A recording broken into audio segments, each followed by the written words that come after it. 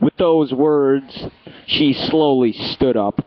She casually tossed her long hair, and it grazed my nose. I have to go get my temperature measured. So, then she turned her back and started walking down the corridor. Now completely deserted, save for me, the lounge held only the laughter from the TV and white flowers on the windowsill. This is fucking cool. A few days later, New Year's celebrations were over, and the middle and high school students were beginning a new term. And just as ever, she and I sat in the lounge, staring blankly at the TV.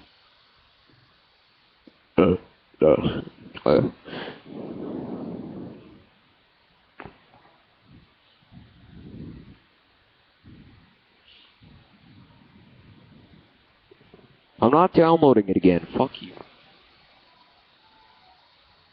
I know it crashed. Whatever.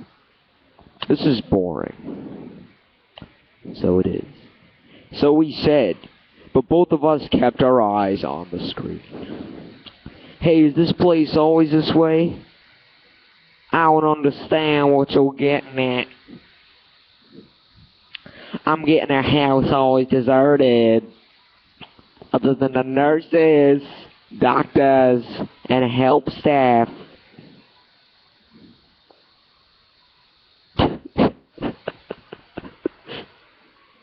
And other than her, I'd not seen a single person.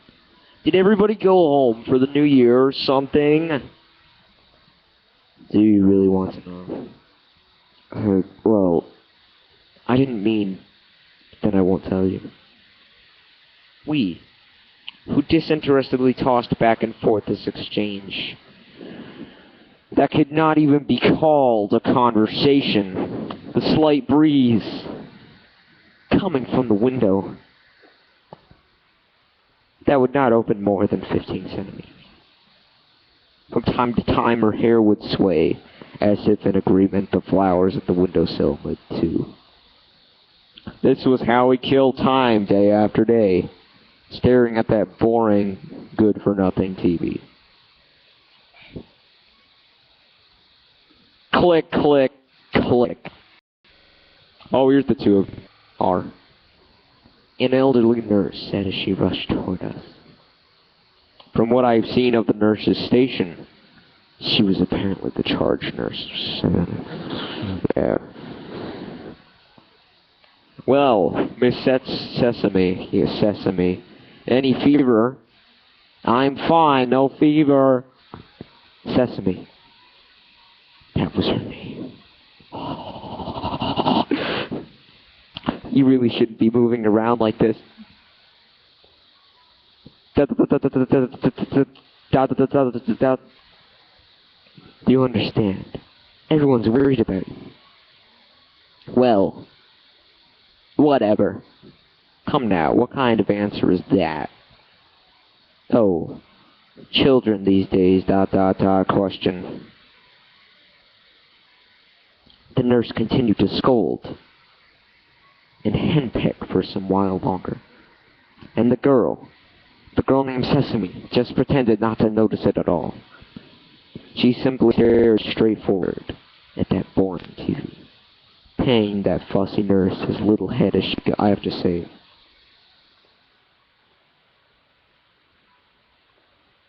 Save over that, yeah.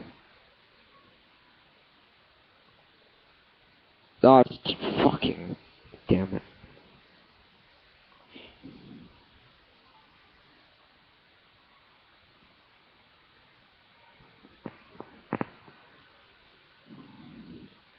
I'll be coming home later to draw some blood. Okay. Ew. With those words, the charge nurse went back to the nurse's station. Hey, mind if I call you Sesame?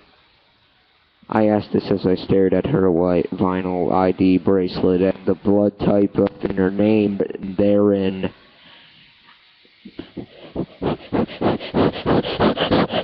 Dot. Is something the matter, Sesame? Why are you calling me that? Huh? You're younger than me. Hey, why am I younger than you? That's just what I thought at all. It wasn't that I was offended that she called me younger than her. It was just that no matter how I looked at it, I thought I was 5 to 6 years older than she was. And that's why I took out my driver's license from my breast pocket and handed it directly to her. See, it may not seem it, funny. So you're younger after all. She only took a glance at my license before handing it back to me. I don't really get what you're saying. It doesn't really matter. I'm just a little older than you are, that's all. Inexpressionlessly as ever. Her eyes were fixed on that boring TV. Alright. But it also felt as if she was gazing at something.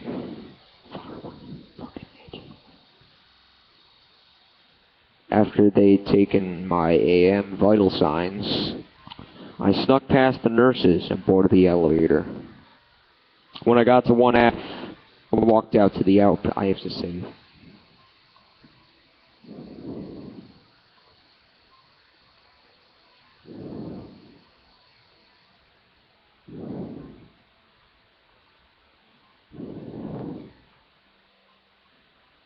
Load. God, this is stupid.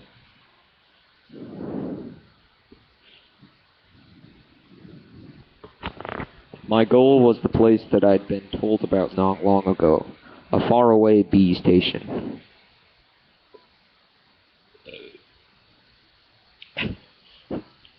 Not the nearby A station. That I wanted to escape or anything. At 7F or at home. None of us died anywhere else. That's what I'd been told. And this B station, which this girl named Sesame had apparently been to many times. That's why, at least just, I wanted to see this place with my own eyes. It's not as if there was going to be a guard on duty. Even so, we were inhabitants of 7F. Different from other inpatients. And thinking of vague maybes. So early in the morning, I headed toward the station. My legs settled into a lazy gait as I glanced sidelong at the people commuting to school or work. After about 25 minutes of this, I arrived in front of the station. Roughly 4 bus stops away when I calculated it out.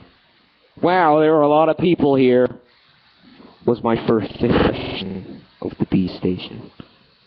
I stood out a bit, because I was in my pajamas. But I felt that if I could just buy a subway ticket, I'd be able to go anywhere, no question about it. I still had no idea why I'd been told to go to the B station, not A station. But it looked as if it would be easy to escape if I really wanted to. She must have come here many times herself. So why did she remain on 7F right now? The station is in the early morning. I stood thinking these thoughts as I watched the people rapidly passing by. That night, after lights out, bored of manga, fuck you, and unable to sleep, I wandered through the hospital alone. Certainly, it wasn't supposed to be allowed with the lights out, but we of 7F had a peculiar kind of liberty. So in the presence of no light, in the pitch-black stillness of the lounge, that was where I found it. Hey, have you been looking outside today?